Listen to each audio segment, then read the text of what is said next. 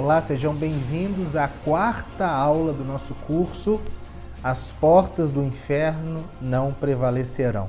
Eu fico muito feliz de você ter estado comigo aqui, conosco, até esta quarta aula. Espero que as aulas anteriores tenham sido proveitosas para vocês conhecerem algumas das principais heresias que atormentaram, que perturbaram, que combateram a fé católica ao longo dos séculos. Hoje nós iremos falar das heresias modernas, das heresias contemporâneas.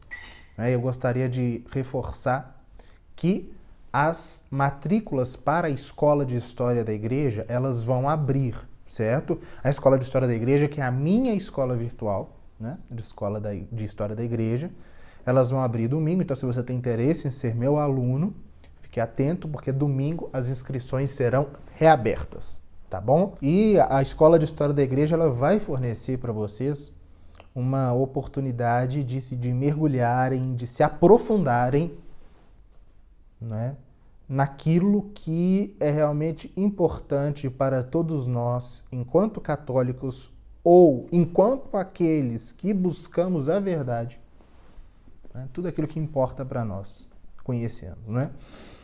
A fé católica, tal como ela foi transmitida desde sempre, sem atenuações, sem modernizações, sem deturpações. O exemplo dos grandes santos, não apenas dos grandes santos, mas de centenas de santos ao longo da história da Igreja, em cada momento histórico, como que eles, e nas situações mais díspares, nas situações mais diferentes uns dos outros, no tempo e no espaço, de condição pessoal, né, desde reis até simples camponeses, como que eles alcançaram a santidade, né? Conhecer a nossa própria identidade enquanto católicos, aquilo que nos faz realmente católicos, aquilo que faz com que, sendo católicos, nós sejamos diferentes de fato do mundo, e um meio de nos tornar, de nos aproximar cada vez mais da Igreja. E a Escola de História da Igreja, ela visa proporcionar isso, a partir de um conhecimento sólido, a partir de fontes que em sua maioria não existe, né, que em sua maioria não estão traduzidas para o português. São fontes sólidas, são historiadores, são estudiosos que têm a autêntica fé católica e que visam, antes de tudo, a verdade, né? Muitos podem perguntar, mas como que eles... será que eles são parciais? Será que eles vão dar uma visão parcial da história? Não, a visão da Igreja é imparcial, no sentido de que a Igreja, ela preza pela verdade. Historiadores que querem saber e ensinar a verdade, né? Isso tudo na escola, com um conteúdo muito aprofundado, com o ressoar dos grandes historiadores da Igreja, a partir de documentos, de obras, de santos, de doutores, de teólogos, como, por exemplo, no curso de patrística. Enfim, como eu gosto sempre de dizer, a história da Igreja, se não o melhor, é um dos melhores caminhos para mergulhar no tesouro da nossa fé. Por quê? E principalmente na aula de hoje vocês entenderão essa frase, que eu vivo repetindo para vocês, que eu falo desde a primeira aula, aquela frase de São Vicente de Lerran, no século V. São Vicente de Lerran disse há 1500 anos. Se você quer saber onde está a fé da Igreja,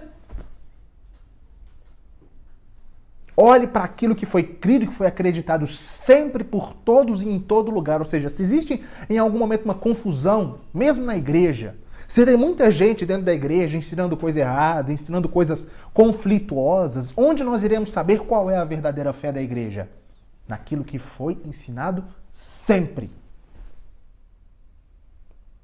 E como se descobre isso? Através da história da Igreja. Por isso que a história da Igreja é um caminho de conversão para tantas pessoas.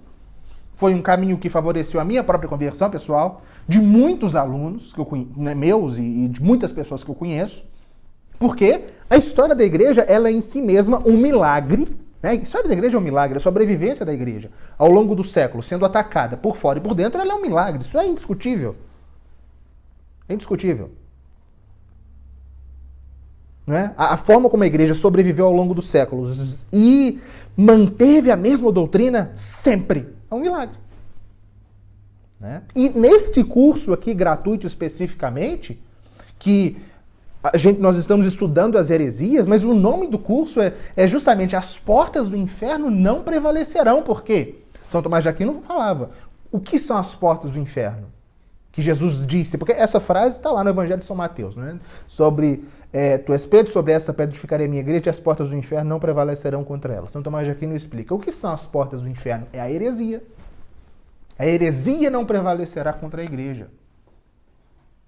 E o propósito desse curso é justamente mostrar isso, como que ao longo de todos os séculos houve heresias graves e a igreja as venceu. Não é?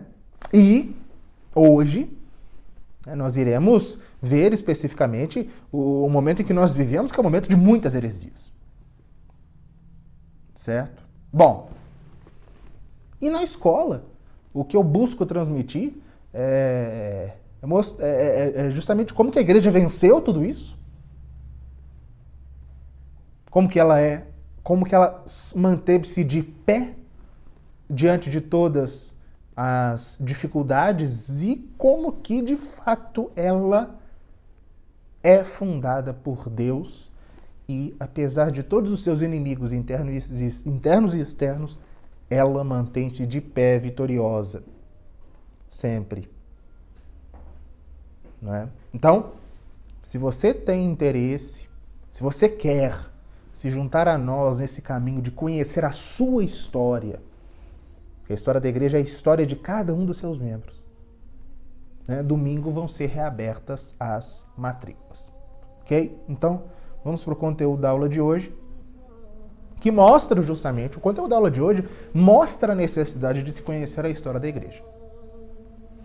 Hoje nós iremos tratar de 3 doutrinas que nós poderíamos chamar de heresias, mas que abrem um leque imenso de heresias.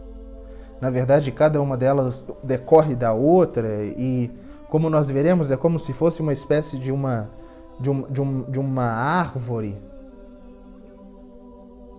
que dá frutos maus, que dá frutos podres e que vai se ramificando em novos galhos, em novos ramos e não cessa de se ramificar em doutrinas cada vez piores em relação às anteriores.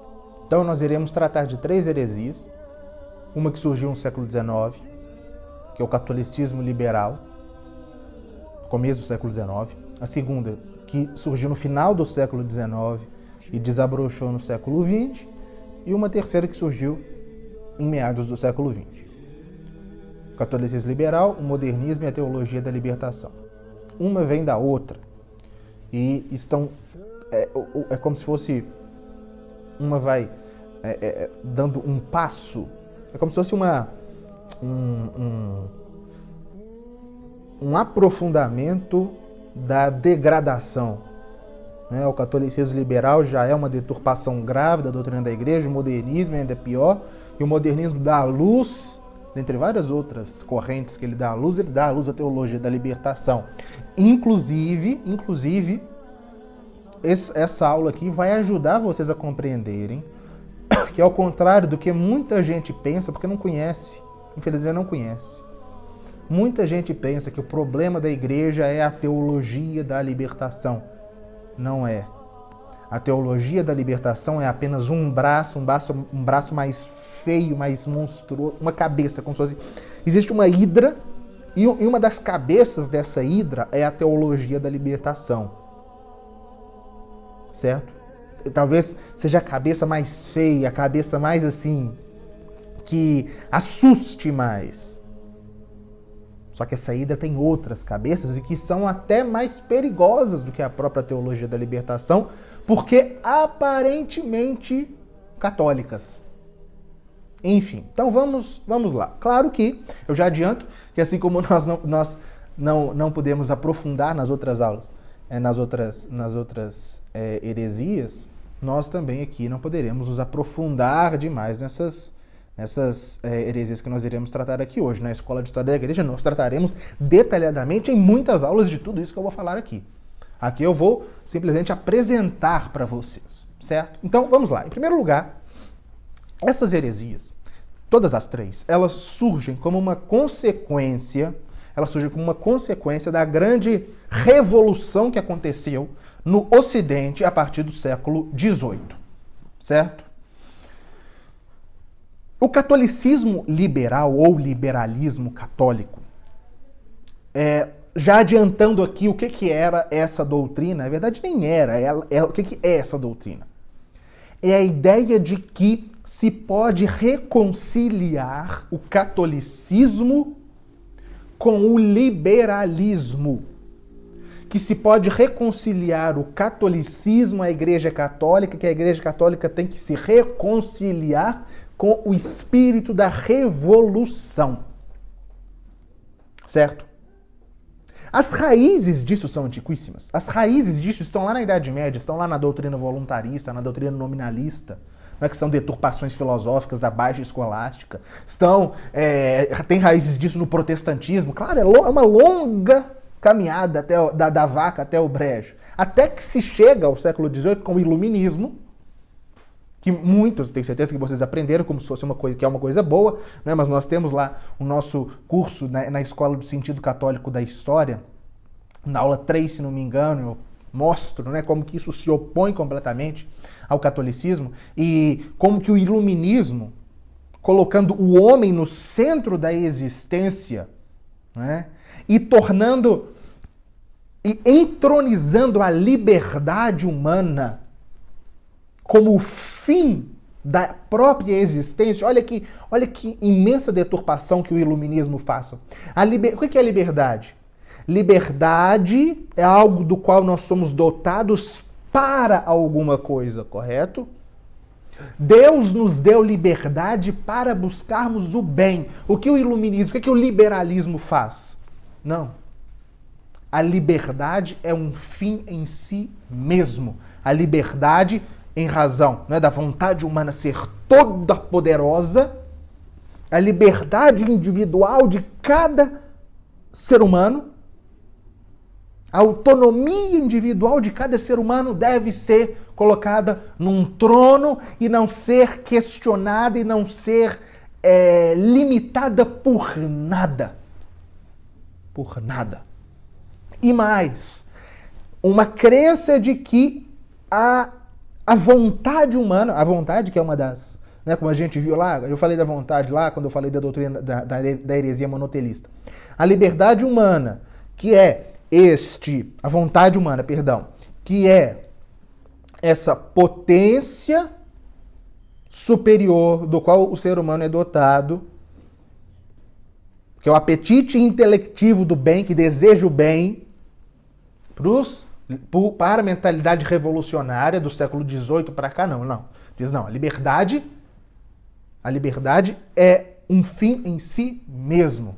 E ela a vontade é toda poderosa para reconstruir o mundo, de fazer um mundo perfeito a partir dessa falsa concepção de liberdade. O homem está no centro, o homem pode tudo. Não se pode limitar o ser humano. Ora, e é justamente por causa dessa forma de ver as coisas que os iluministas odiavam a Igreja Católica. Odiavam. A Igreja era um freio. A Igreja sempre foi um freio. Mostrando o que a Igreja faz? A Igreja mostra para as nações como elas devem caminhar. Ela mostra para os homens, claro, baseada na luz natural da razão também, mas também a partir da revelação, principalmente a partir da revelação, que o homem deve fazer para alcançar o seu fim. Ou seja, para os iluministas, a igreja acorrentava as consciências. Por isso que a Revolução Francesa odiava a igreja, vai perseguir a igreja, vai proibir a igreja. Não é? Voltaire falava que o objetivo da vida dele era écraser la infâme, esmagar a infame. Quem é a infame? É a Igreja Católica. Então, vieram as revoluções, aquela mentalidade revolucionária liberal tomou conta da intelectualidade europeia, promoveu, né, a Revolução Francesa, e no século XIX aquilo foi estourando, até que surgiu dentro da igreja, nas primeiras décadas do século XIX, 1810, 1820, 1830, aqueles que começaram a defender a possibilidade de reconciliar a igreja com este espírito moderno.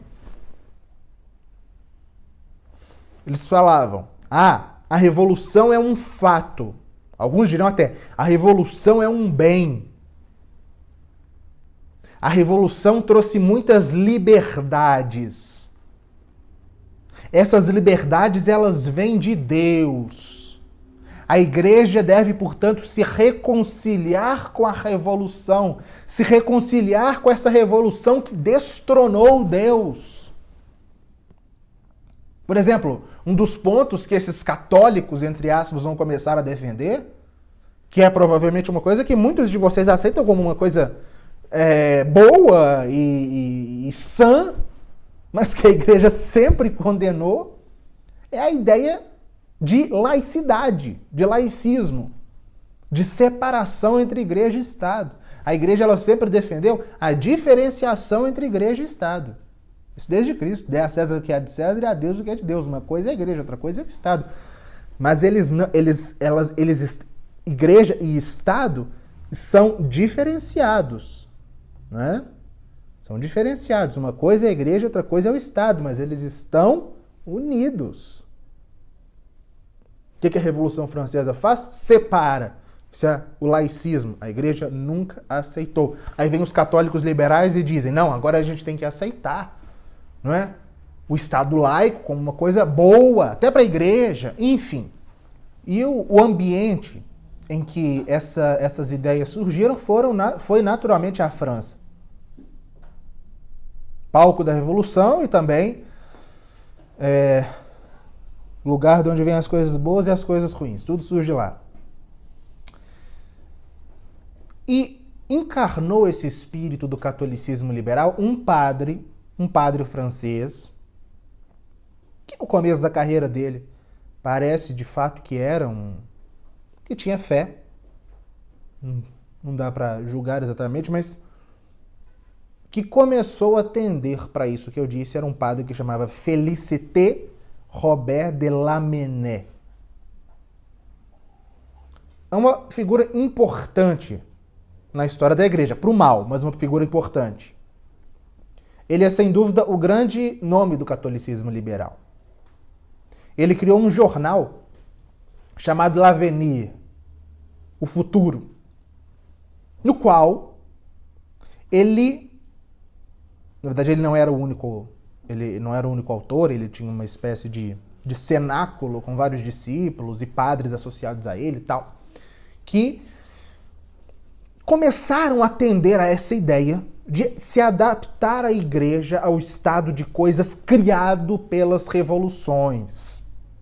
Veja, mas aí vocês podem dizer, mas será que essa não é a atitude mais prudencial? Né? Porque a igreja acaba que ela se depara com certas situações de fato no qual ela não vai poder simplesmente agora virar as costas e ir embora. Não, vejam, Lamennais, ele entendia essas mudanças criadas pelas revoluções, essas liberdades falsas trazidas pelas revoluções como algo vindo de Deus. E essa reconciliação como algo necessário e fundamental para a própria igreja. A adaptação da igreja ao estado de coisas criado pela revolução, que é anticatólica. E isso chamou a atenção das autoridades eclesiásticas, e o Papa Gregório XVI, que foi Papa de 1831 a 1846, ele editou uma encíclica chamada Mirarivos, que é uma encíclica curta, inclusive nós iremos disponibilizar no material de apoio para vocês a Mirarivos, que é a condenação aos erros do catolicismo liberal.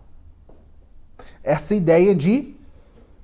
É a primeira, é uma das primeiras, não a primeira. Outros papas antes dele, Pio VI, Pio VII já trataram disso, mas a Mirarivos é um marco. Gregório XVI se depara com as doutrinas da Revolução, encara as doutrinas da Revolução Francesa e mostra como que elas se opõem à doutrina da Igreja. Né? Aqui não tem como, né, eu explicar exatamente, até inclusive muitos de vocês que estão chegando aqui pela primeira vez não iriam compreender sem um necessário aprofundamento filosófico, teológico nessas questões, dessas condenações de Gregório XVI, mas ele condena esses pressupostos do liberalismo, logo condena a ideia de que se pode reconciliar o liberalismo com o catolicismo. Bom, Lamennais não se retratou, né? E foi excomungado pelo mesmo Papa Gregório XVI na encíclica Singularius. Mas só para vocês verem como que este erro, ele já... né, pelos frutos conhecereis a árvore, né? Lamennais se tornou um inimigo da Igreja e morreu comunista. Ele começou lá com suas ideias de reconciliação do liberalismo com o catolicismo, morreu comunista. Odiando a Igreja, odiando a fé católica, renegando a fé católica, negando, enfim. Mas essa condenação não bastou, né? Muitos católicos continuaram sendo infectados por essas ideias do catolicismo liberal, do liberalismo católico. Muita gente no clero, seminaristas, padres, bispos. E o Papa que sucedeu a Gregório XVI, que foi o Papa Pio IX, no seu longo pontificado, né, que foi o segundo maior pontificado da história da Igreja, depois do de São Pedro, ele foi Papa de 1846 a 1878, 33 anos de pontificado. Que é o Papa que proclamou o dogma da Imaculada Conceição, que foi o Papa durante o qual foi proclamada a infalibilidade papal. Pio IX, bem-aventurado Pio IX, terror do liberalismo, principalmente do liberalismo católico, combateu durante o seu pontificado inteiro todas essas proposições heréticas que pretendiam reconciliar a Igreja com o espírito liberal. E o grande símbolo disso, né, de todos os documentos de Pio IX, é aquele de 8 de dezembro de 1864. Inclusive, 10 anos, que se comemorava 10 anos de proclamação do dogma da Imaculada Conceição. Um documento chamado Quanta Cura, no qual ele expunha a posição da Igreja diante do liberalismo, mostrando como a Igreja não aceitava aquelas proposições do espírito revolucionário, e em seguida um sílabus. O que é o sílabus? É um elenco, uma lista de 80 frases, 80 proposições próprias do espírito revolucionário, liberal, que eram todas condenadas pela Igreja. Né? Então ele elenca todos, né? São 80 frases, são 80 propostas, doutrinas do liberalismo e do catolicismo liberal, da Revolução Francesa como um todo, ele as condena todas. E eu gostaria de me atentar ao último, a 80ª proposição condenada pelos sílabos. É o seguinte, abre aspas. essa doutrina, como eu disse, são frases que são condenadas. Abre aspas, o pontífice romano, lê-se a igreja, né, o papa, a igreja, enfim, pode e deve conciliar-se e transigir com o progresso, com o liberalismo e com a civilização moderna. Fecha aspas. Essa proposição condenada infalivelmente pelo Papa Pio IX. Os papas que lhe seguiram, né, todos reforçaram isso. Leão XIII, muitos documentos, né, principalmente na Libertas e na Immortalidade, que fala das relações entre igreja e Estado, São Pio X, Bento XV, Pio XI, é claro, Pio XI, né, na Quas Primas, isso fica claro, Pio XII também, enfim. Os sucessores dele, todos reforçaram essas condenações. E houve muitos autores também, inclusive têm sido publicados muitos no Brasil, obras de muitos autores que neste século XIX sustentaram a doutrina da igreja contra o catolicismo liberal. Né? Vocês já devem ter ouvido falar um livrinho muito interessante chamado A Revolução Explicada aos Jovens, né? De Monsenhor de Segur. Ou um outro livro muito importante chamado O Liberalismo é Pecado. Esses livros que estão sendo todos republicados agora, vocês podem achar. Todos visaram dar voz ao que estes papas ensinaram contra o espírito revolucionário. Mas o catolicismo liberal morreu? Não. Não. O catolicismo liberal deu à luz a uma doutrina ainda mais perversa. Mais perversa, que é o modernismo. Vejam só. Qual é a diferença do catolicismo liberal para o modernismo? A grande preocupação dos católicos liberais era uma preocupação da posição da igreja diante do mundo. O que os modernistas fazem? Os modernistas, além de assimilar tudo que o catolicismo liberal ensina, eles não vão apenas tratar e deturpar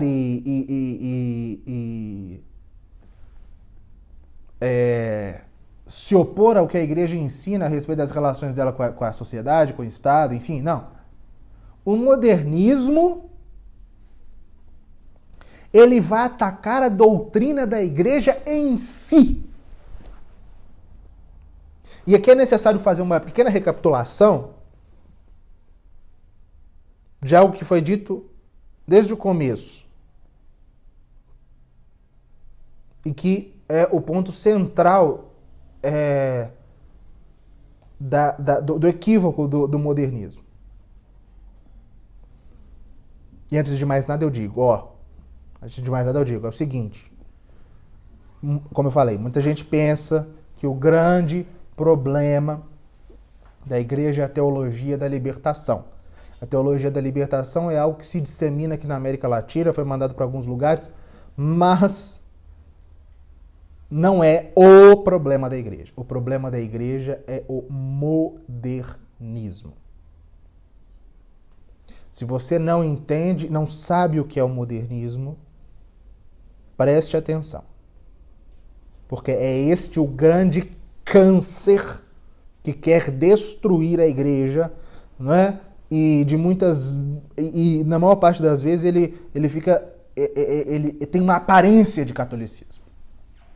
Bom, para a gente entender o modernismo, a gente tem que entender uma coisa.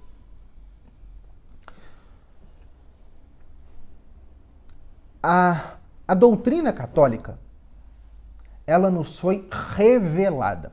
Deus veio do céu,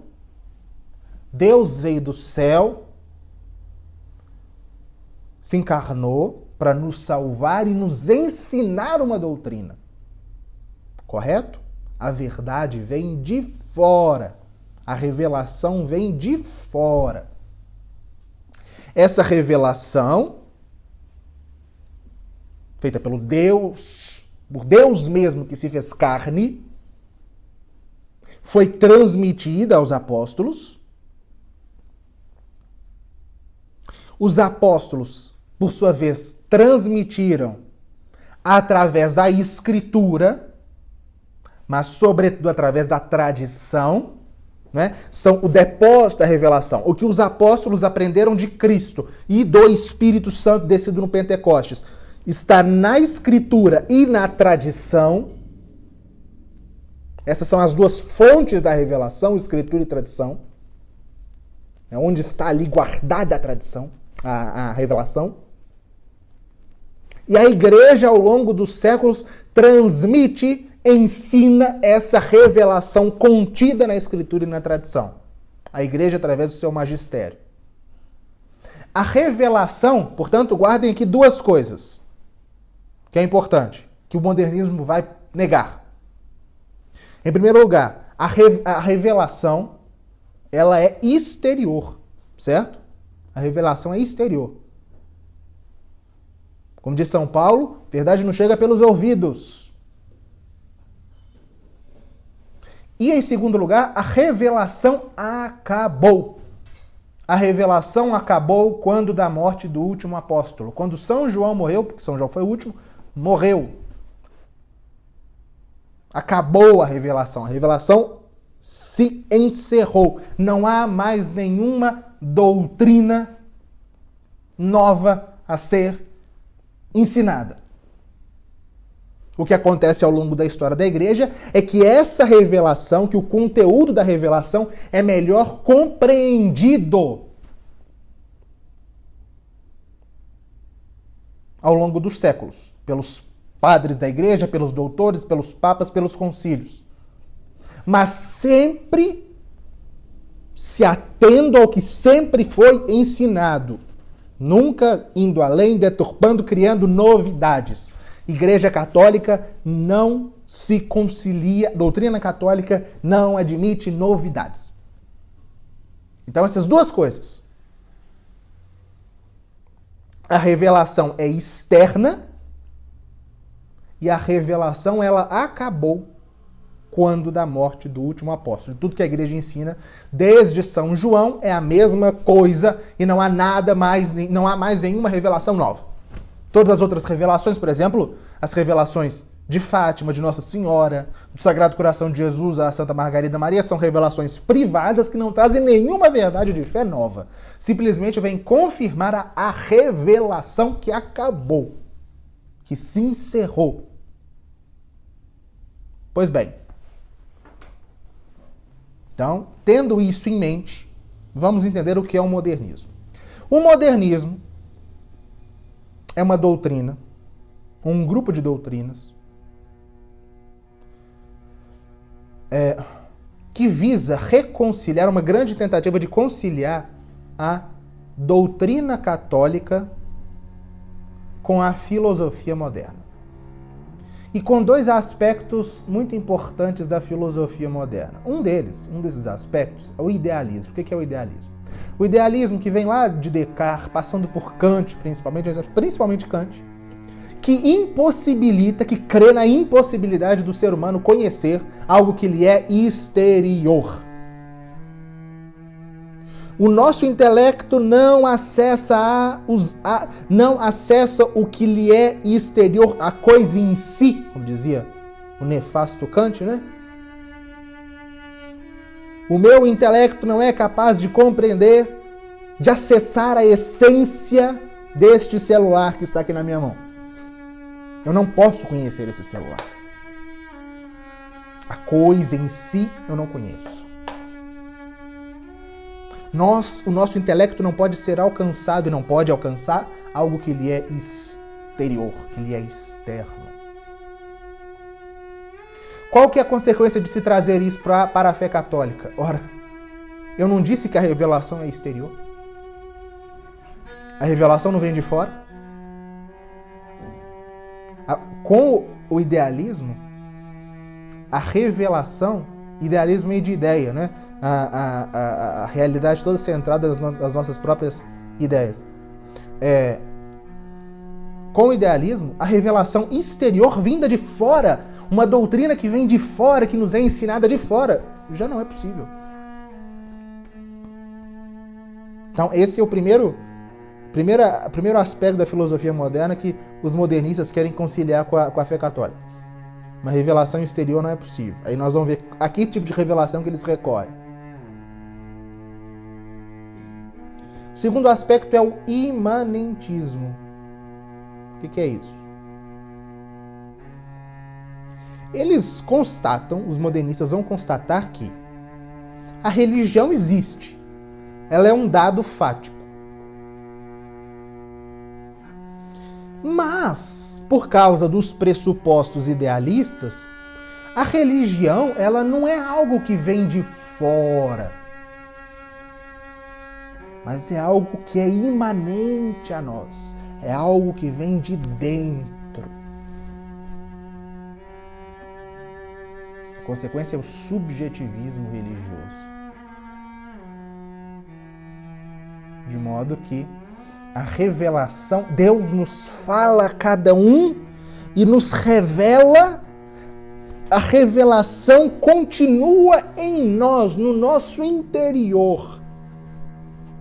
Tanto a revelação exterior já não é possível, quanto a ideia de que a revelação acabou há 1900 anos também não é possível. A revelação continua no nosso subjetivismo, na imanência do nosso ser. Quais são as consequências de tudo isso? A revelação externa, aquilo que é ensinado, aquilo que Deus desceu dos céus e ensinou algo para a igreja, que foi transmitido de geração em geração, e nós devemos, através do nosso intelecto, crer nessas verdades de fé reveladas desde fora. Isso, para os modernistas, é impossível. Os dogmas, enquanto verdades reveladas, são um absurdo. O concílio de Éfeso diz lá que Maria é mãe de Deus. Não, mas isso enquanto dogma é um absurdo.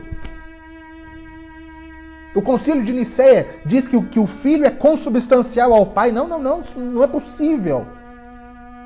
Porque não é possível que haja uma revelação externa à qual nós devamos aderir. A religião está em nós. O que importa não são essas verdades de fé, mas um sentimento religioso. Tudo na igreja, tudo, o dogma, a liturgia, a moral só fazem sentido se corresponderem ao sentimento, ao subjetivismo de cada um e de cada época. De modo que a religião, ela deve se adaptar aos sentimentos religiosos de dada época. Por isso que a religião ela tem que evoluir. O dogma evolui, vão dizer os modernistas. O dogma, aquilo que foi ensinado desde o princípio, vai mudando. E tem que mudar hoje, porque a mentalidade moderna, por exemplo, a mentalidade moderna não aceita mais que a missa seja um sacrifício, não. A mentalidade moderna é mais humana, então a missa é o encontro da comunidade.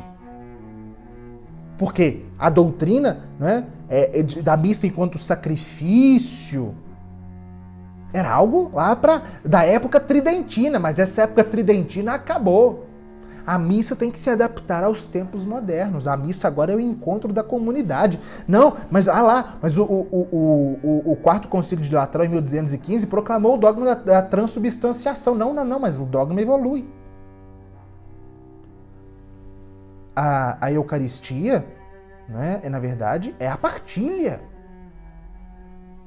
Porque isso é mais próprio do espírito da fraternidade da revolução, do mundo moderno.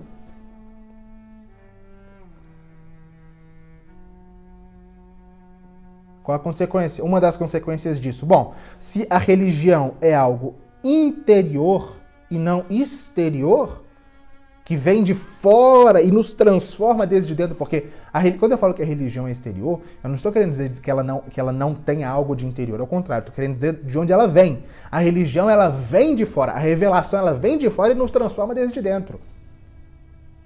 Isso que a fé faz, não é? O que os modernistas dizem? Não, a religião vem de dentro. A religião é, na verdade, um sentimento religioso. Logo, se a religião ela parte de dentro de cada ser humano, toda religião é boa. Por isso que se fala de ecumenismo. Tá aí a raiz do tal do ecumenismo. Cada um tem a sua percepção a respeito de Deus, cada um tem a sua percepção a respeito de Cristo, mas não tem problema, porque todos, não é, na verdade, eles têm algo de Deus que fala dentro deles. E não existe uma religião que é absolutamente certa. Todas são boas de algum modo. Por isso que é necessário, por isso que se fala tanto de diálogo interreligioso, por isso que se fala tanto da necessidade de se dialogar para se chegar à verdade. Não, porque a verdade ela é interior. Um diálogo para que nós vivamos bem, como ensina lá a fraternidade da Revolução Francesa. A igreja sempre ensinou, né, que o Estado deve se ordenar à igreja, às verdades reveladas por Deus. Não, mas isso aí é uma coisa da época constantiniana. A igreja constantiniana, não, hoje em dia não. Hoje nós vivemos na época do Estado laico, então a igreja tem que se adaptar ao Estado laico. Então, a religião externa, tudo da religião que é externo, por exemplo, a missa, os dogmas, a moral, tudo deve se adaptar. Tudo é elaborado ao longo do tempo pelos homens e que deve mudar porque à medida que os tempos vão mudando, isso deve se adaptar ao sentimento religioso da vez. Por isso que o dogma, a moral, a liturgia, tudo deve mudar. A liturgia tem que mudar, a liturgia tem que se adaptar. A liturgia agora é uma festa. Antes a missa era de um jeito, não, mas agora, mas a mentalidade moderna não se admite que a missa seja de determinada forma, tem que mudar.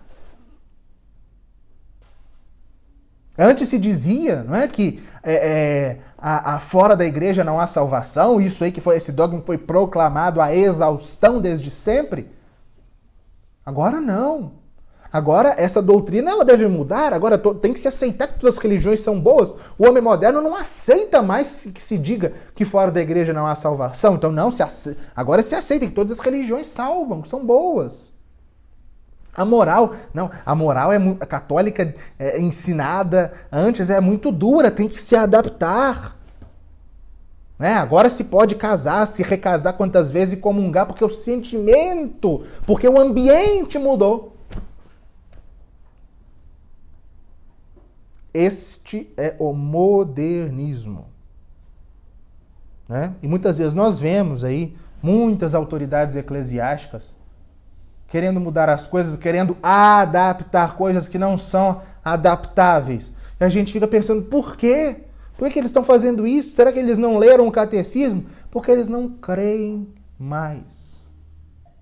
Porque são modernistas. Essa é a doutrina que reina entre a maioria dos católicos há décadas. No final das contas, o que o modernismo faz? Tornar a religião como algo meramente humano. O modernismo diviniza o homem. O homem é o centro, não é mais Deus.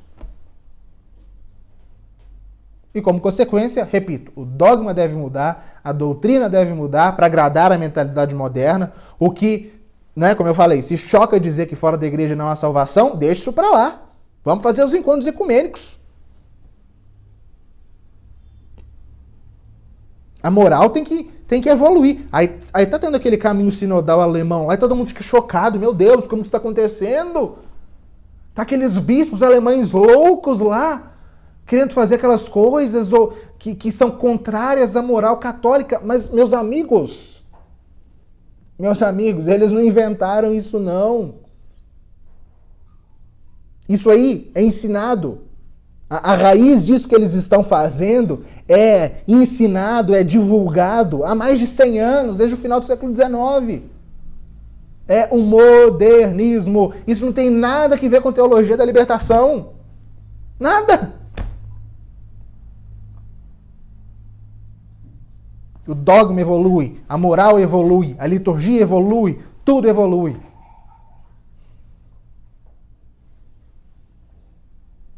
Se deturpa completamente a noção de fé. O que é a fé? Tenho certeza que muitos de vocês pensam que a fé é um sentimento. Muito caudatário daquele pensamento lá de Lutero, né? Que a fé é um sentimento. Para o modernista é isso. A fé é um sentimento. Sentimento religioso. Existe fé. Né?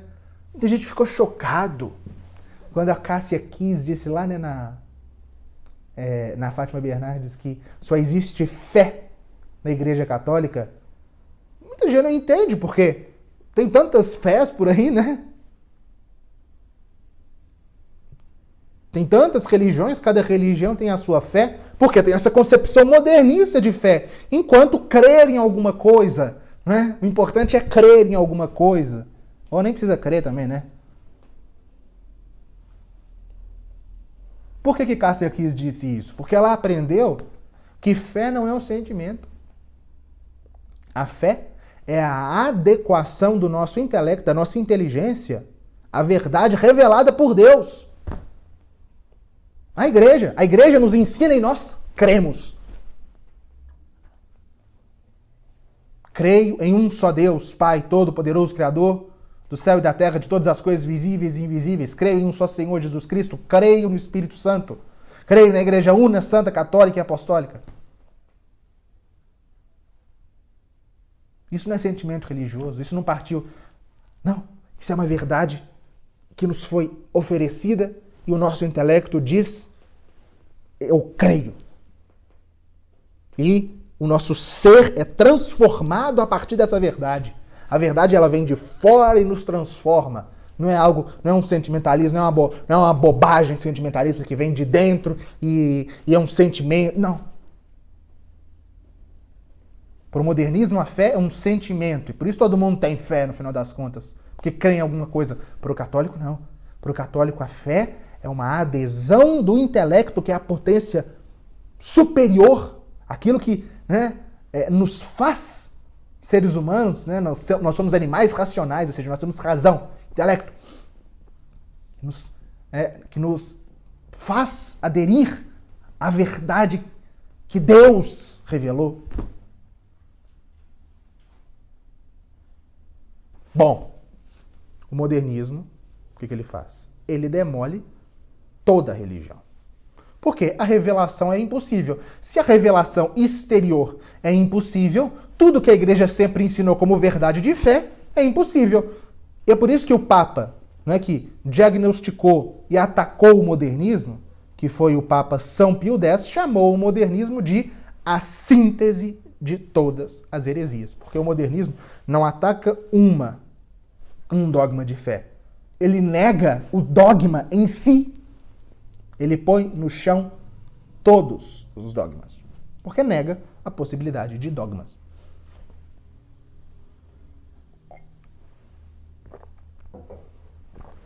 Como o modernismo surgiu? Bom, o modernismo ele é fruto da mentalidade do catolicismo liberal. Isso é óbvio. Mas o modernismo é ele tem antes de tudo uma visão mais teológica e filosófica. Ele se alicerça em doutrinas filosóficas erradas e traz essas doutrinas para o catolicismo, essas filosofias erradas para o catolicismo, e demole o catolicismo, desde dentro. Os primeiros sinais do modernismo se deram em Paris, no Instituto Católico de Paris, no final do século XIX, com o padre Louis Duchesne. O padre Louis Duchesne era um estudioso de exegese e de história da igreja. E ele, um modernista notório, muitos dos livros dele foram parar no Index, ele é responsável por introduzir, um dos responsáveis, né, por introduzir o chamado método histórico crítico na interpretação da Bíblia e na história da igreja. Por quê? Olha essa questão. Os modernistas, eles vão negar peremptoriamente o caráter revelado da Escritura. Porque né, a revelação é impossível. Então, a Escritura foi o fruto de dada comunidade. Por exemplo, vocês já devem ter visto padres falando por aí, o Evangelho segundo as comunidades de São Mateus. Não foi São Mateus que escreveu o Evangelho, dizem eles, mas foram as comunidades que a partir do seu sentimento religioso, elaboraram aquele texto. Ou seja, acabou a revelação. Então eles aplicam, né, o método crítico sobre a Escritura e sobre a história da igreja para demolir tudo aquilo que foi sempre ensinado. Então foi neste Instituto Católico de Paris que parece ter desabrochado ali o espírito, o modernismo enquanto uma corrente propriamente dita. E foi discípulo de Duchesne um outro padre francês chamado Alfred Loisy. Loisy é o grande nome do primeiro modernismo, da primeira geração modernista. Ele atacava a Escritura, atacava o que a igreja diz sobre Jesus Cristo, atacava o que a igreja ensina sobre os sacramentos. Na mesma época, um outro padre francês chamado Marcel Hebert, né, que ele chegava ao panteísmo, chegava a negar que Deus seja uma pessoa. Na Itália houve dois nomes muito importantes do modernismo, como Ernesto Boianucci e Antonio Fogazzaro. Levaram para a Itália a mentalidade modernista. Nas Ilhas Britânicas teve muita importância também um padre chamado George Tyrrell. Ele era irlandês, né? Ele detestava a razão, né? Procurava ler tudo a partir do sentimento religioso, a doutrina católica a partir do sentimento religioso de cada época, e portanto a doutrina vai mudando, enfim. Isso estourou no final do século XIX. E cada um tinha a sua visão ali, cada um se aplicava a destruir a fé católica em dado ponto, mas eles têm algumas características comuns. Em primeiro lugar, uma empatia, eles amam o mundo moderno. Eles acham o mundo moderno como a coisa mais maravilhosa que já existiu. Outra característica, o imanentismo e o sentimentalismo. A religião vem de dentro, não de fora. Essa religião interior.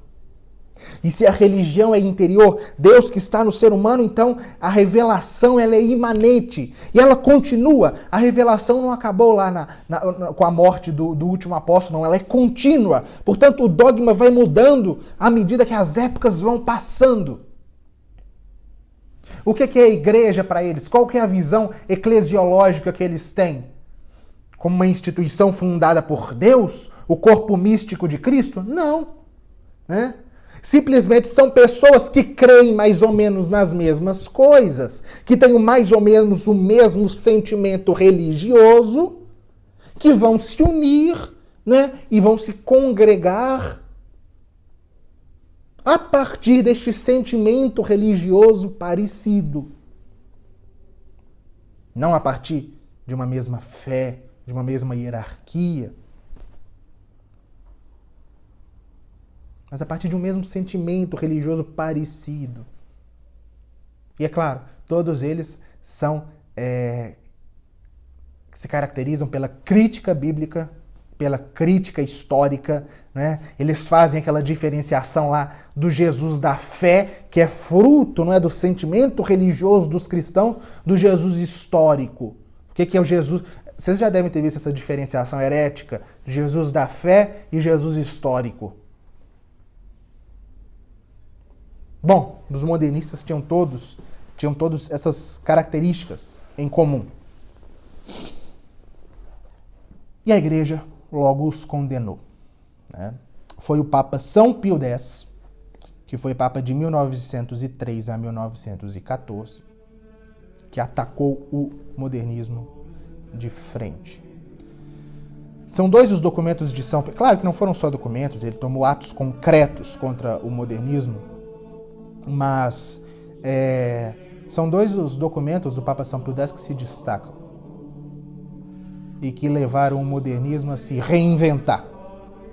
Em primeiro lugar, um decreto chamado Lamentabile, de 17 de abril de 1907, que é uma lista de erros, de 65 erros modernistas, sobre a exegese bíblica, sobre as escrituras, sobre a revelação, sobre o dogma, sobre Jesus Cristo, sobre os sacramentos e sobre a igreja. São 65 doutrinas modernistas que o Papa condena. E poucos meses depois, em 8 de setembro de 1907, talvez o mais importante documento sobre o modernismo, que é a Pascendi Dominit Gregis, ou a Pascendi, no qual o Papa explica o modernismo e o condena. Mostra como ele é incompatível com a doutrina católica. E ele vai explicando, né, ele vai diferenciando como que age o modernista teólogo, como que age o modernista apologista, como que age o modernista reformador, o modernista historiador, o modernista crítico, porque é isso que o modernismo faz. Ele, né, os modernistas, cada um se dedicam a um aspecto. Né? Um vai para a liturgia, outro vai para a história da igreja, outro vai para a exegese, outro vai para a teologia dogmática, outro vai para a espiritualidade. Cada um, né, se debruça sobre um aspecto da igreja e se põe a pô-lo no chão. São Pio X mostra tudo isso e condena. Foi um golpe duro para o modernismo, muitos foram excomungados, muitos saíram da igreja, mas muitos ficaram, se adaptando e elaborando uma espécie de modernismo mitigado. Um modernismo que nas décadas de 20, 30 e 40 foi ocupando a intelectualidade católica, tomando conta das principais mentes, né, católicas, e que se dedicava, né, cada um a um determinado aspecto. Há vários movimentos que surgiram na igreja, por exemplo, o movimento bíblico trazia uma visão totalmente errada, mas mais camuflada a respeito da exegese bíblica. O movimento litúrgico, o movimento filosófico e teológico, o movimento ecumênico que foi condenado pelo Papa Pio XI. Tudo isso, né? A chamada Nouvelle Théologie faz isso.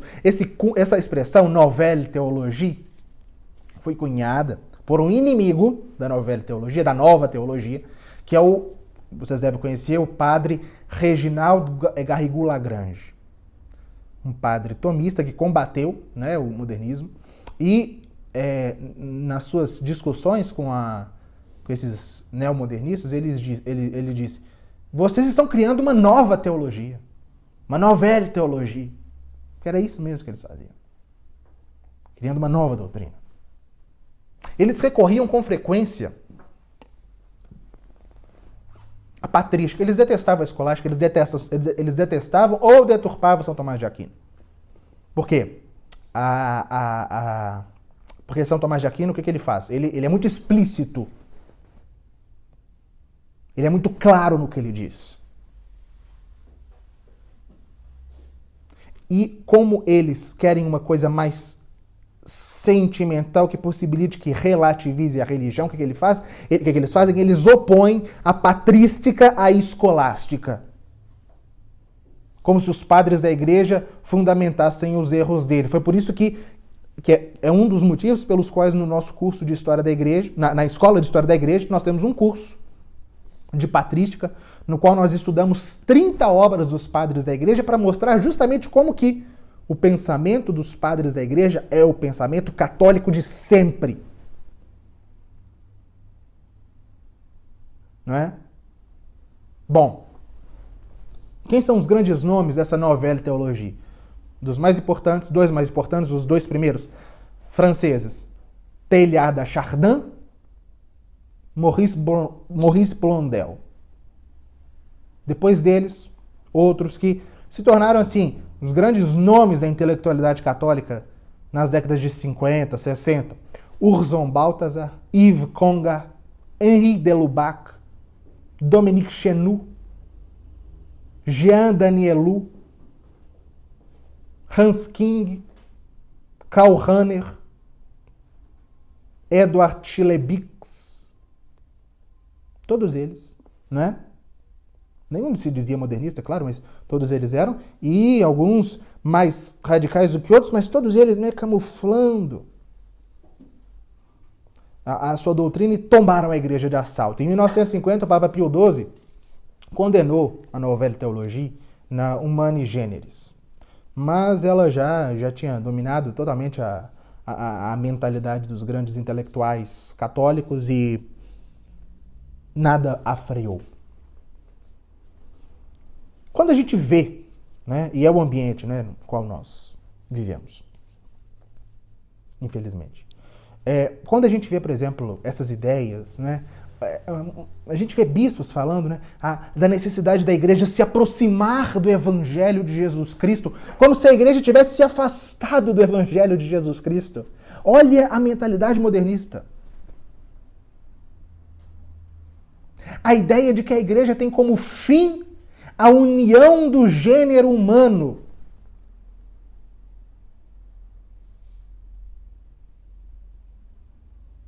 A igreja, não é, deixa de ser um único meio de salvação. A ideia de que todos os seres humanos são filhos de Deus, sendo que a igreja sempre ensinou que o que nos faz filhos de Deus é o batismo, que nos infunde a graça. Se todos são filhos de Deus, a salvação universal, a missa, não é, enquanto festa, enquanto celebração da fraternidade humana, não, Cristo não está mais na hóstia consagrada, Cristo está na comunidade. Essa ideia de imanência à igreja a serviço, não é, da modificação das realidades temporais, de construir um mundo melhor, a serviço da humanidade e tal, tudo fruto do modernismo. É a água no qual é o ar que nós respiramos. É o ar que nós respiramos. E um dos frutos do modernismo é a teologia da libertação.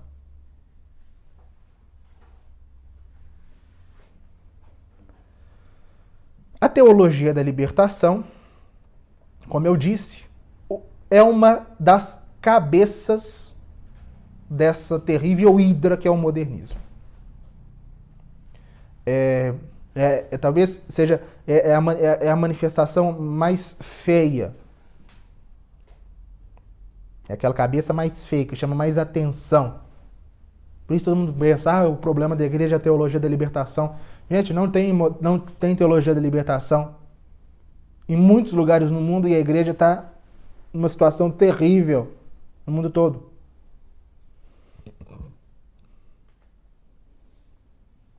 A teologia da libertação é uma manifestação do modernismo na América Latina. Quer dizer, ela pretende ser uma teologia latino-americana, mas ela tem sua origem, claro, na Europa. Ela vem das teses modernistas bem europeias, não da América Latina, mas ela é algo que desabrochou de fato aqui na América Latina. O que é a teologia da libertação?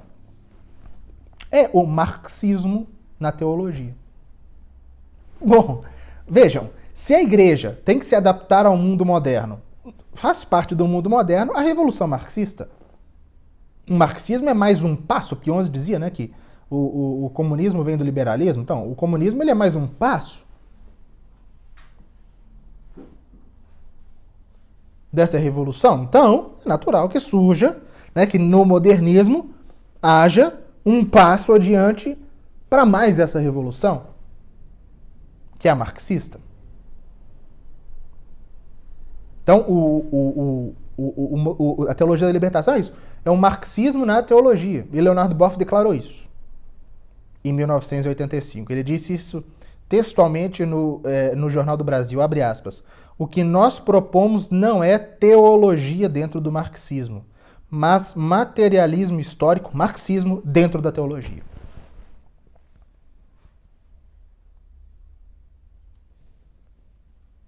E ela pretende ser desde o começo ela pretendeu ser uma teologia latino-americana. Como se isso fosse possível. Uma teologia latino-americana, uma teologia asiática, uma teologia europeia. A teologia é a ciência que estuda Deus. Teologia da libertação não é uma teologia coisa nenhuma.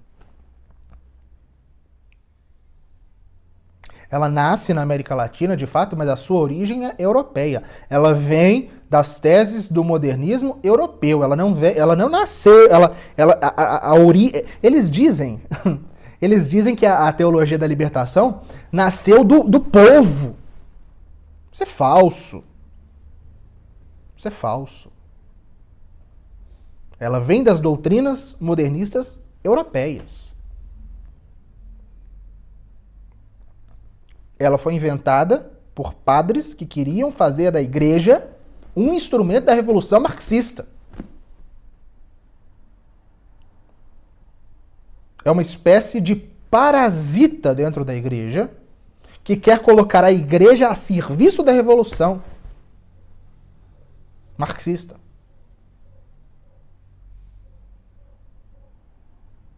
Dois grandes nomes, é o padre peruano Gustavo Gutierrez e o brasileiro Leonardo Boff, né? Muitos falam de Frei Beto, mas Frei Beto não é teólogo. Então esses são os dois nomes da teologia da libertação, Gustavo Gutierrez e Frei Leonardo Boff. A origem, é claro, as ideias modernistas, claro, calca raízes totalmente no modernismo, totalmente. Mas se a gente quer uma data, e eles admitem isso, houve um acontecimento em Roma, quando estava sendo encerrado o Concílio Vaticano II, no dia 16 de novembro de 1965, vários bispos esquerdistas da América Latina, dentre eles Dom Helder Câmara, foram nas catacumbas de Domitila, em Roma, profanaram as catacumbas, né? E fizeram lá um pacto, que foi conhecido como Pacto das Catacumbas. Aquilo ali marca, de fato, o início da teologia da libertação. E o que é a libertação para eles? Bom, antes de mais nada, o que é a libertação cristã? A libertação do pecado. A liberdade para o bem.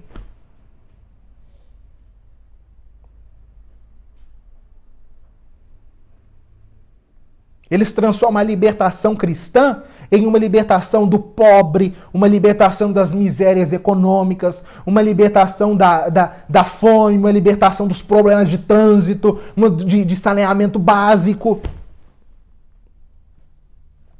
O professor Orlando Fedeli falava que os teólogos da libertação transformam Cristo em uma espécie de candidato a vereador.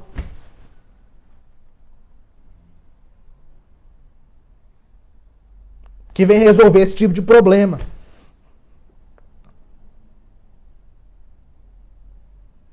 Como se a igreja fosse um instrumento, como se a religião fosse um instrumento para se construir um reino de Deus na terra. Um mundo perfeito marxista. E eles falam até de libertação. Leonardo Boff fala isso textualmente, de libertação de Deus. Boff fala lá de nos libertar de um Deus transcendente. Ele fala daquele velho barbudo lá que dá ordens. Que cria, claro, porque na visão deles, né, Deus, a visão católica de Deus, cria uma sociedade monárquica, a família patriarcal, né, cria lá o latifúndio, o coronel. Nós temos que livrar desse Deus e buscar um Deus imanente no homem, na sociedade, nas realidades agora, né, com a ecoteologia da libertação, no mundo. Para a teologia da libertação, Boff diz textualmente isso. Deus está no homem, está na sociedade, está nas coisas. Está na mãe terra, está na pedra, está na bactéria.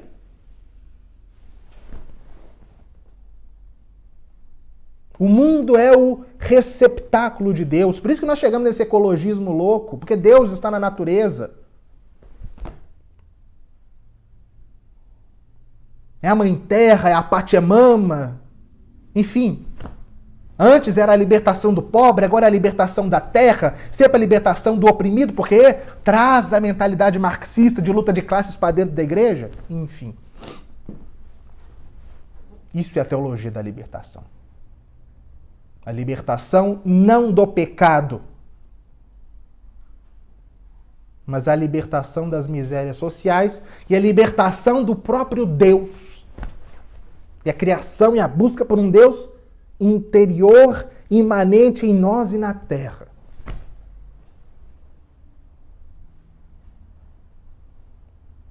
Este é o ambiente no qual nós estamos mergulhados. Um ambiente dominado pelo catolicismo liberal, pelo modernismo e pela teologia da libertação. Por isso que eu digo que a crise que a igreja vive hoje é a mais drástica, é a mais dura que ela enfrenta, que ela enfrentou ao longo de todos os séculos. Porque este é o... Isso que é interessante, né? A teologia da libertação, como eu falei, ela é mais feia, dá pra ver isso, né? Ela é mais escancaradamente feia. Mas mesmo aqueles, né, que a gente pensa aqui, que não são da teologia da libertação, tão mergulhados no modernismo, em visões mais moderadas do modernismo, enfim, e a gente fica sem saber para onde ir, o que crer, no que crer, para sermos católicos.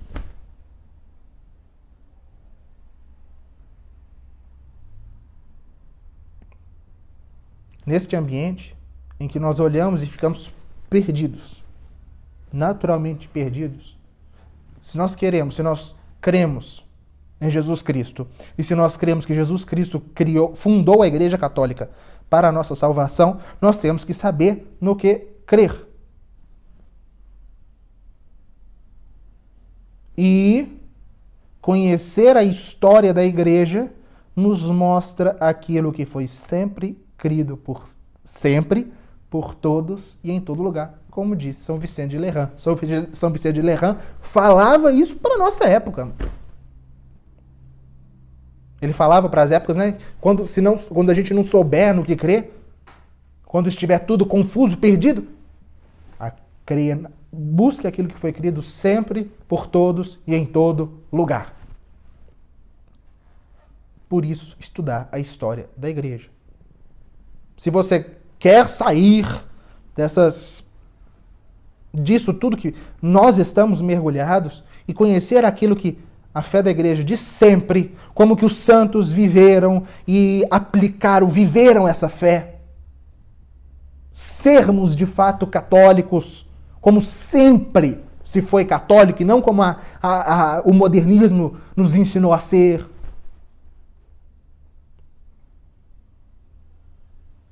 Conhecer a história, conhecer a doutrina da igreja tal como foi transmitida ao longo dos séculos, né? Para isso que eu criei a Escola de História da Igreja.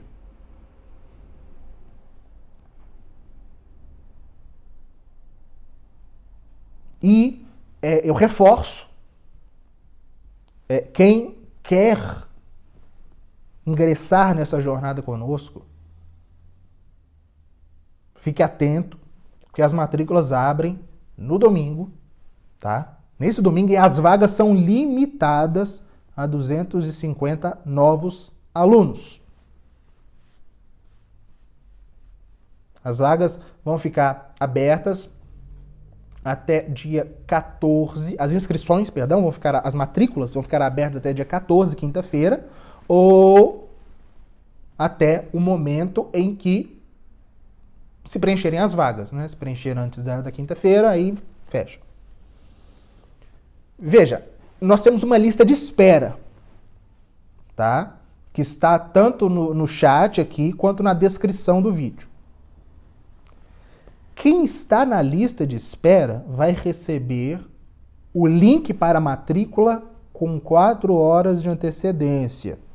Mas vejam só, isso que eu vou ensinar para vocês, por quê, né? Vocês podem se perguntar, por que aprender isso comigo? Vejam, eu já, além, né, dos meus já bons anos de estudo e ensino da história da igreja, o que eu vou ensinar para vocês não é baseado na minha opinião, eu dou muito pouco né, nas minhas aulas, a minha opinião.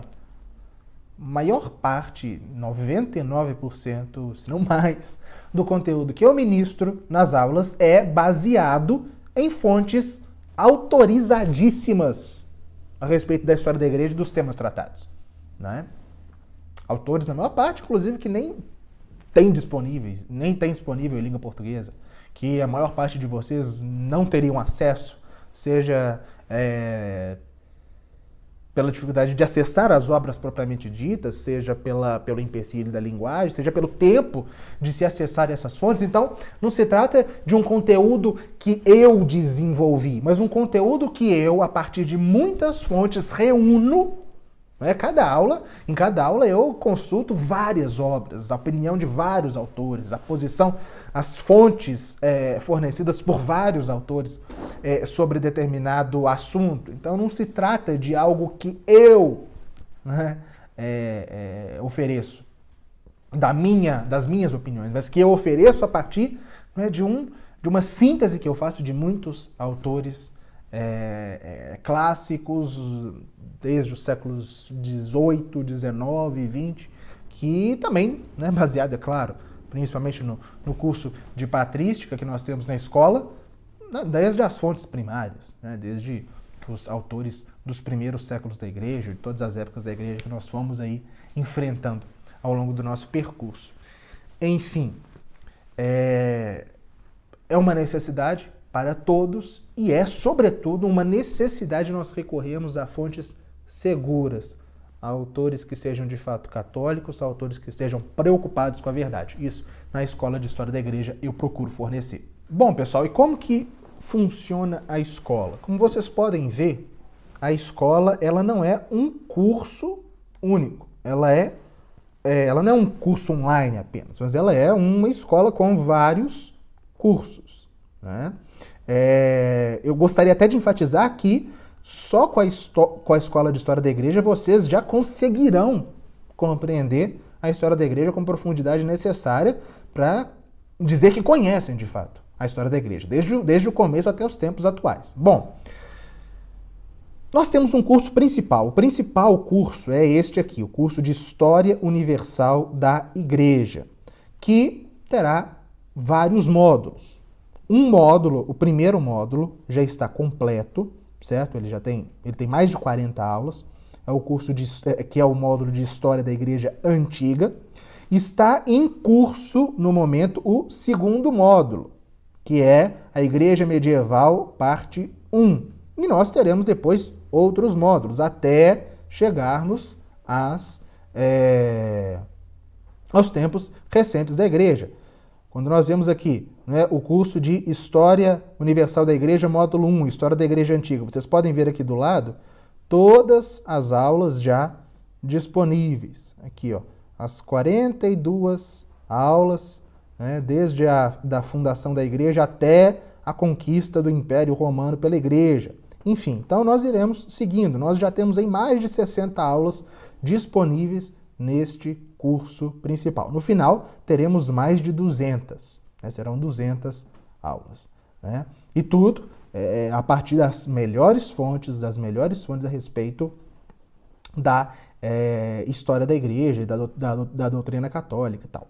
E nós temos um outro curso que é muito importante, que está em curso, que é o curso de patrística, que é o curso, neste curso nós estudamos 30 obras fundamentais dos padres da igreja, não é? Desde os padres apostólicos, passando pelos padres apologistas, por Santo Irineu de Lyon, Tertuliano, Orígenes, até os padres da igreja do apogeu da patrística, né? Santo Atanásio, São Basílio, Santo Agostinho, enfim, mostrando, né, como que, estudando as obras deles propriamente ditas, como que as obras deles já mostravam, já evidenciam a fé católica desde o começo, né?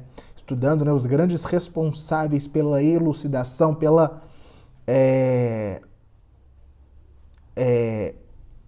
enunciação da doutrina católica, principalmente no combate às grandes heresias ao longo da história. certo? Eu te digo que não existe nenhum outro conteúdo como este na internet, certo? De história da igreja na internet. Eu garanto isso para vocês.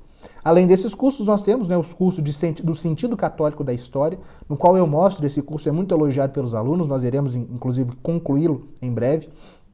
Um curso que mostra como que o católico ele deve encarar a realidade, o percurso da humanidade na história, certo? E como o católico ele deve encarar a sua própria vida, a razão, a finalidade de ser da história e da própria existência humana, certo? Nós temos também já completos um curso sobre a história de Roma, um curso sobre a vida do rei São Luís, que eu biografei, um curso sobre o Sagrado Coração de Jesus, entendendo e vivendo a devoção ao Sagrado Coração de Jesus, e um curso, né, de geografia histórica que eu vou alimentando ao longo do tempo. À medida que o curso de História Universal da Igreja vai avançando, eu vou alimentando também este curso de geografia histórica, mostrando os momentos, os contextos em que a Igreja foi chamada a agir, certo? Em cada momento do seu percurso histórico.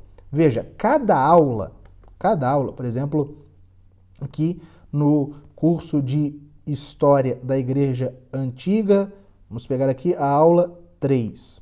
Se vocês acessarem a aula 3, vocês terão aqui um material de apoio, certo? Vocês baixam esse material de apoio e terá aqui disponível para vocês um resumo da aula, né, muitas vezes ilustrado, do conteúdo que foi ministrado, certo? Um conteúdo aprofundado, com imagens, enfim. E muitos perguntam, né? O que aconteceu com aquelas aulas que foram retiradas do YouTube?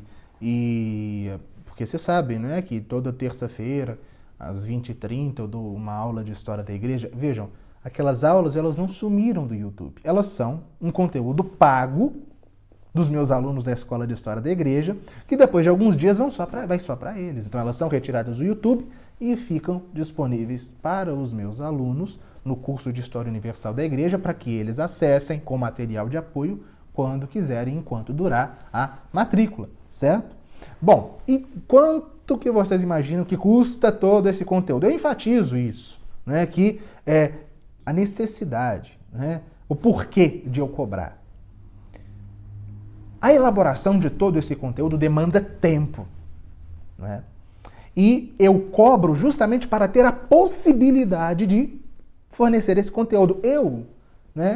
Se eu tivesse possibilidade, eu forneceria esse conteúdo absolutamente de graça. É um conteúdo que eu amo, é um conteúdo que me apaixona. Mas, né, as realidades da vida exigem que, para que eu possa despender meu tempo elaborando, né, todas essas aulas, consultando todas essas obras, eu tenho que cobrar, certo? E todo esse conteúdo custa apenas R$ 45,00 mensais na assinatura anual. A assinatura é anual, certo?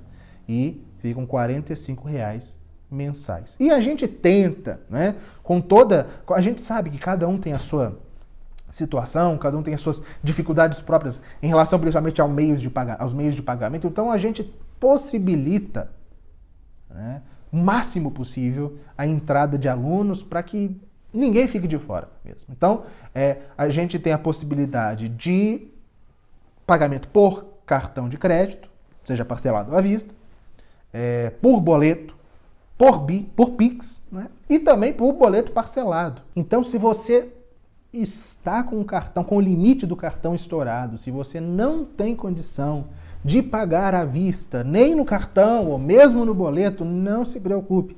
Nós estamos agora oferecendo para vocês a possibilidade de pagarem no boleto de modo parcelado, né, sem que estoure o cartão, né? Enfim, para que você possa de fato entrar, para que qualquer tipo de obstáculo seja rompido e que você entre nessa jornada conosco, certo? Bom, esse é um valor, considerando o que tem na escola, é um valor muito pequeno, Né? Por exemplo, só a coleção de história da igreja de Daniel Hopes, que é a mais famosa aí no mercado, ela custa R$ 1.500. E sem falar das outras fontes, nós utilizamos o Daniel Hopes e várias outras fontes, somando todas essas outras fontes, né, é um valor assim, nem é possível mensurar, considerando as fontes estrangeiras, enfim.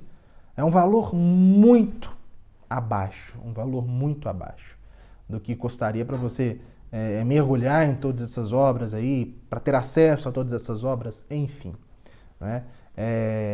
E eu reconheço, né, sem falsa modéstia, que a escola tem algo que você não vai encontrar em nenhum outro lugar. Né? Vocês verão a doutrina e a teologia católica brilhando, sendo exposta em cada época, as vidas dos santos, a espiritualidade, as lutas que a igreja enfrentou ao longo dos séculos, como que a igreja venceu, como que a igreja construiu a civilização cristã, como que a igreja venceu o Império Romano, como a igreja construiu a cristandade, como a igreja venceu cada obstáculo, cada heresia, cada perseguição que se colocou para ela em cada época. Né? Sempre num fio narrativo que nos permite ver com clareza, né, como que a igreja ela foi guiada por Deus. Né? E é um conhecimento que eu sempre enfatizo isso. E os meus alunos, né, que estão aí podem garantir. Né? Eu sempre enfatizo que essa história é a nossa. Se você é membro da igreja, essa história é sua. E mesmo que você não seja membro da igreja, fica um convite também para você, para conhecer a história dessa instituição que é responsável por construir a civilização do Ocidente. Certo? Bom, e as vagas, elas, como eu disse, as vagas elas são limitadas até 250 pessoas, porque cada turma que a cada abertura de matrícula é uma nova turma que começa, né? Então é bom para a gente ter um certo controle a respeito das pessoas, né, da quantidade de pessoas que vão entrando, que a gente limite o número de vagas, certo? E as inscrições elas acabam quinta, dia 14, ou quando esgotarem as vagas. Então, é importante que você garanta a sua vaga rápido, porque eu falei, a lista de espera,